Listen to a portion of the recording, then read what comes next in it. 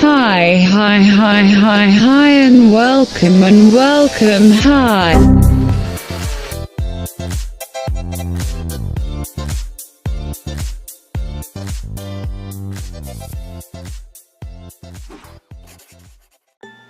Hello, everyone. Welcome to my very first episode of Alfonso Cocinero podcast.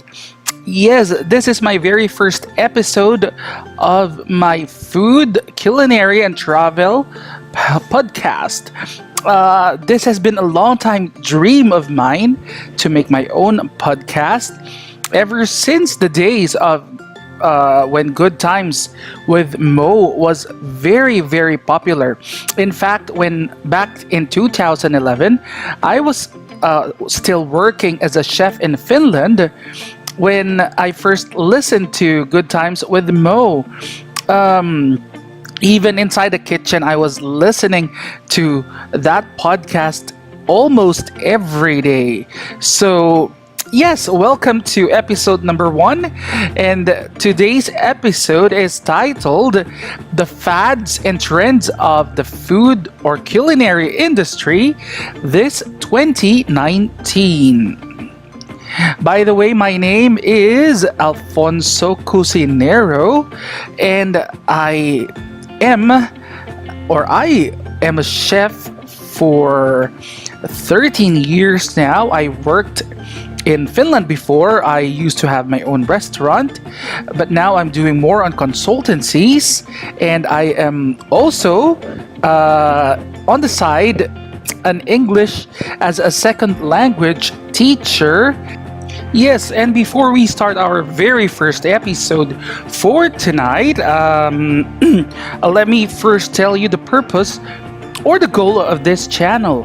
I created this channel not only to focus on the food industry, but as well as the travel and tourism industry. I want especially the students of today's generation to know the importance of being up to date and being always knowledgeable about the industry that we work to or we worked for. So, yeah, that's it for the introduction. I think we're ready to start our very first episode of the Alfonso Cocinero podcast. Again, my name is Alfonso Cocinero, and let's get started with tonight's episode.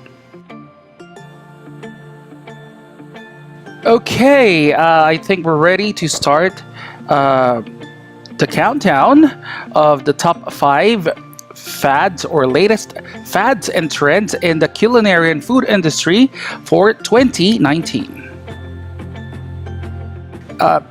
They say this has been for a while, or this has been practiced for a while. Last year in 2018, a lot of international kitchens have been practicing this food trend. It is called the new ways of work in the kitchen. From the start of the modern kitchen, the hierarchy was followed by a lot of hotels, restaurants, and patterned by culinary schools. But from new ways of operating, new systems of a hierarchy, to new work schedules, restaurants are undergoing a serious shift in an attempt to make the kitchen job more attractive and more sustainable. Speaking of sustainability, I think this is also a part of the top food trends for today, but we're going to discuss that a little later. By the way, new ways of work in the kitchen is being driven by a chef shortage and because of a whole new generations of chefs questioning the old military-like systems in place.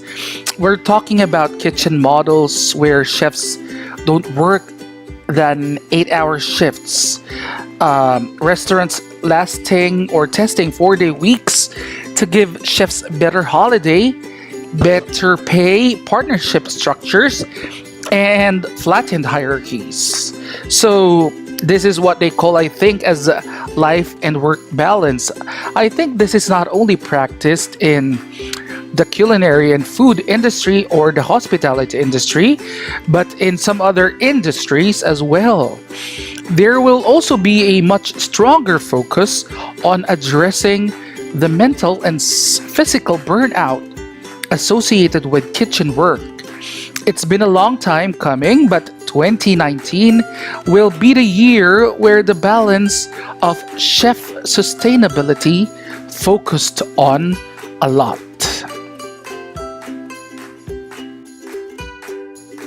Moving now to the second fads and trend in the food and culinary industry for 2019. This is the delivery only restaurants. This has been also practiced last year, I think, by majority of the restaurants in Metro Manila and even in some cities. I think even here in our city in Lucena, delivery only restaurants are also a latest fad, but this year it's going full blown. The rise of the delivery market has pushed all manners of innovation within the restaurant industry.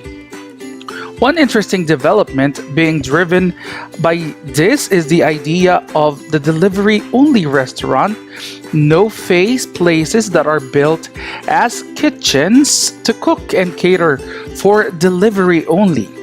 Take a look at your local restaurant's delivery app, and it shouldn't take too long to find a place that doesn't have a traditional bricks and mortar operation. You just download it from the Apple App Store or the Google Play, and voila, it's there. You can order anything that you want from these delivery only restaurants. This will actually lead to some interesting delivery only concepts, and perhaps even some chefs will step into sector to apply their technique in a fast and casual manner. Number 3 on our list of the latest fads and trends in the food industry is cooking as a cause. I think cooking as a cause has been practiced in the Philippines for a very long time now, but worldwide, I think they say, as predicted by the experts, cooking as a cause, or what they call now as social gastronomy, is going to be well known this 2019. In fact, it's here to stay. In 2018, Jose Andres was nominated for a Nobel Peace Prize, and Massimo Bottura, Chef Massimo, fed thousands of meals with thousands of tons of food waste, and perhaps most encouragingly, younger and younger chefs found their calling away from the line. After years of the world's leading chefs taking positions in politics, culture, and society, young chefs more than ever are attaching costs to their cooking. That's really a good news. Look at the likes of Danny Giusti, example, Noma head chef who quit to pursue a brigade, a crew of chefs dedicated to cooking school meals in America. Better school meals than anyone has ever seen before. I think this was also a worthy cause of Jamie Oliver before, back like 5 or 6 years ago. But on top of all of these, the idea of food as a movement was also cemented in 2018. Next year, we will see this trend continue as chefs transfer their skills towards feeding larger groups of people and starting conversation around how we eat. On number 4 of our list, it's called Seed to Feed.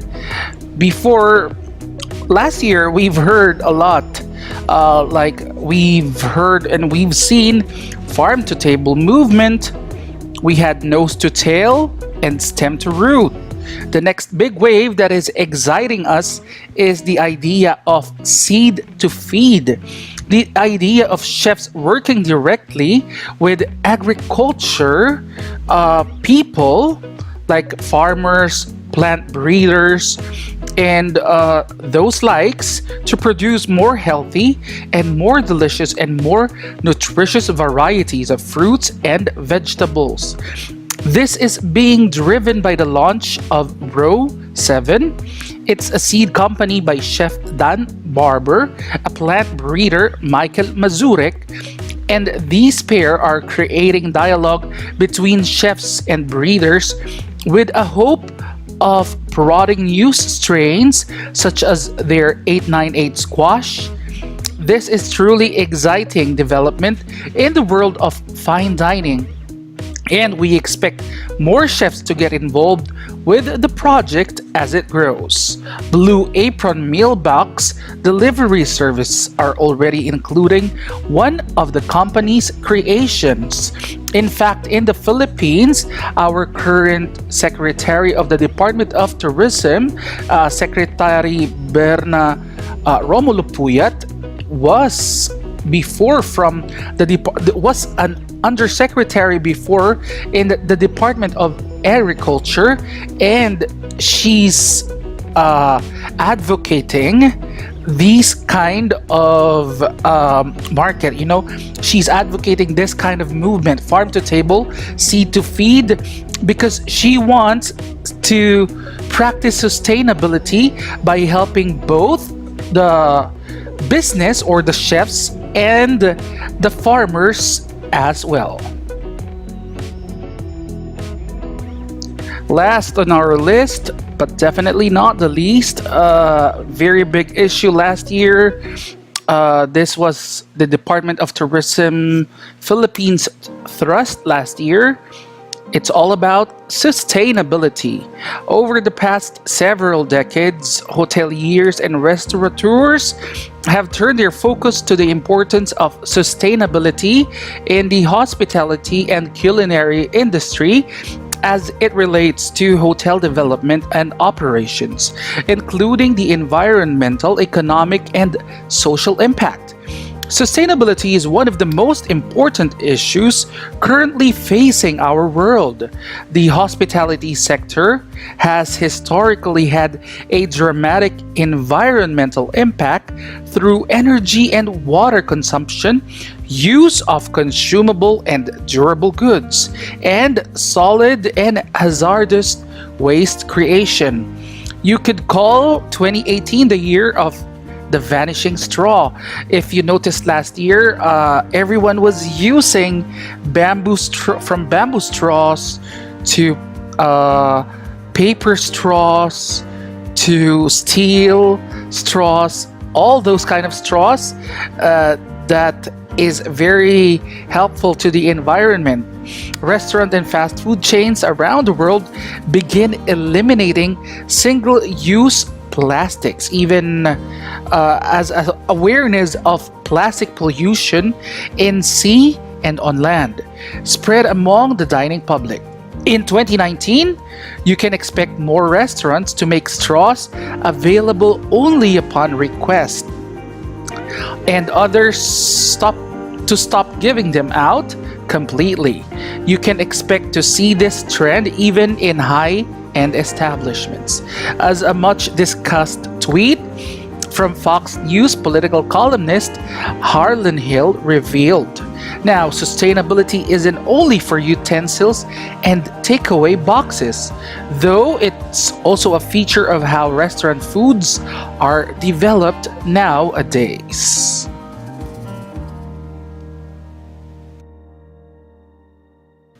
And as promised earlier, I told you I will include the predicted cuisine of the year for 2019. And ladies and gentlemen, chefs of all ages, 2019's cuisine of the year is Georgian cuisine. Georgian cuisine. It's from Georgia, and Georgian cuisine will be 2019's cuisine of the year. The report said, noting that Georgian dishes had been popping up on menus. Aptly, khachapuri, the cheese-filled Georgian staple, is a bread boat topped with a runny egg, also took the dish of the year honors. The report put it simply, bread, runny eggs, cheese, what's not to like? So I'm really excited to hear more about the Georgian cuisine, and I'm even more excited to try and cook those Georgian cuisines or cuisine from Georgia. And there you have it, folks. The very first episode of the Alfonso Cocinero podcast, where we discussed the latest fads and trends in the food and culinary industry for 2019. Let's just have a roll call of the 5 trends and the cuisine of the year. The top 5 trends, according to sources, are new ways of work in the kitchen, delivery-only restaurants, cooking as a cause or social gastronomy, seed to feed, and sustainability. By the way, this year's Cuisine of the Year, it was a runaway winner from Georgia. The Georgian cuisine is 2019's Cuisine of the Year. Guys, please tune in to the next episode of the Alfonso Cocinero podcast. For suggestions and your comments, please send it to arjoseranido@me.com, or you can also send it to alfonsoranido@gmail.com.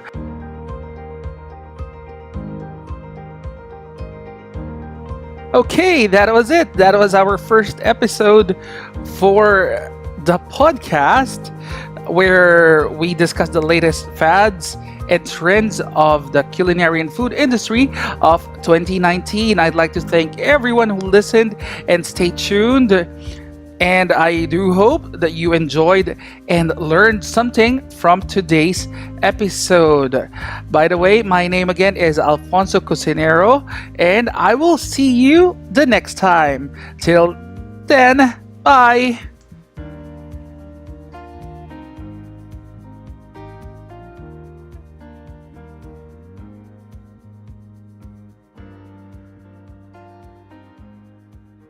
Hi, and welcome, hi.